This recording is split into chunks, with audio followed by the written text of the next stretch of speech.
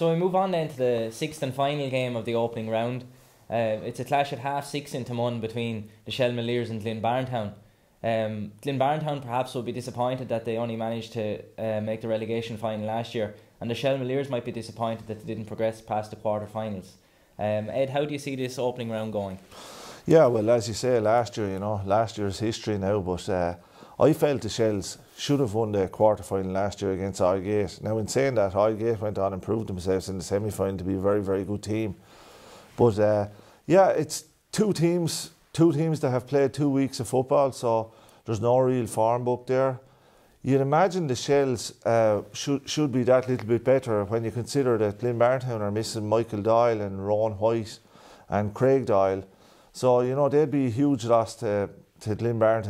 The Shells have some nice forwards. Ross Banville is a very, very good hurler, and of course Brian Malone as well is a very creative hurler, more suited to football, but a very effective hurler as well.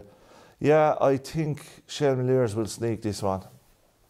Darren, both of these teams on their day are probably capable of beating any other club in senior hurling, but I find them a little bit inconsistent at times. How do you view this game? Yes, probably agree with Ed there. I think the injuries that Barntown have, I think that's probably three of their key men. Definitely last year, three lads. Probably will swing this in the favour of the Shells. As regards the two teams, I'm not sure if hurling is their first game in either club. They're probably more football clubs.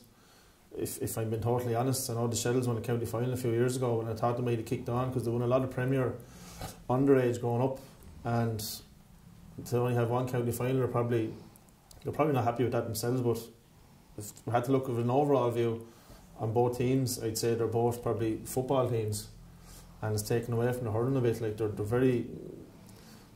two very skillful teams. Shells probably more so than Barntown. Shells will be a lot faster, a lot more athletic.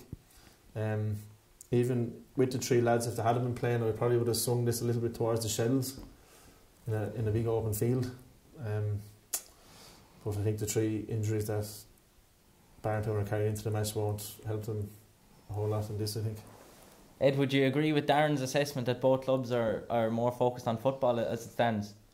Well, it's hard to know, but you know, when you're playing senior football for the last 2 weeks, that it's very hard to play hurling, you know, and it's very hard to prepare for the hurling. But I'd imagine that both clubs would be more focused on hurling now myself, but maybe Darren is right. I'm not really sure, but I don't think that'll have any bearing next Saturday evening when they go out on the field, whether they're football or hurling. They'll go hell for leather at it, you know.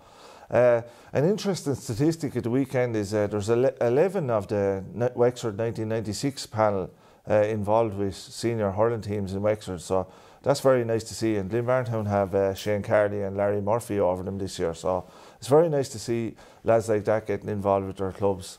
But if you were to ask me who I think will win between Shells and Glynn, I think Shells will win it. Ed thinks the Shells will win. Who do you see the players that will make the big difference in this game? Who do you think they'll be? Well, it's probably, if I was going with Barntown, the probably three players that make the biggest difference for them was probably the three lads that are not playing. White last year, I thought he was excellent for him. Mm-hmm. Craig Doyle had a very good year playing midfield for him. And Michael Doyle brings a lot of experience, a lot of experience to the forward line. For the Shells, you have Brian Malone, the two Malones. There's a couple of young hurlers there as well coming on. Simon Donoghue, of course, as well. Simon as well there, yeah. He's a solid back, like, you know, he'll give it everything. What I said earlier about seeing more as two football clubs, I probably see it as football takes away a bit of their hurling.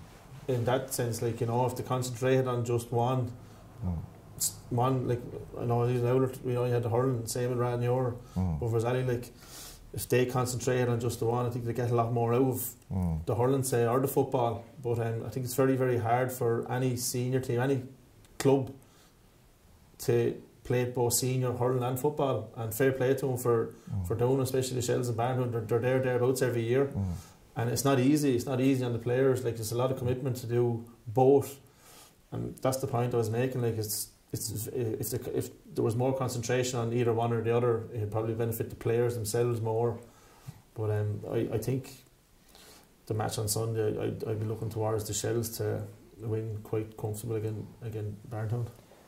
I think I'll have to agree with the two lads. I think the Shelmaliers might just win the game maybe by 4 or 5 points.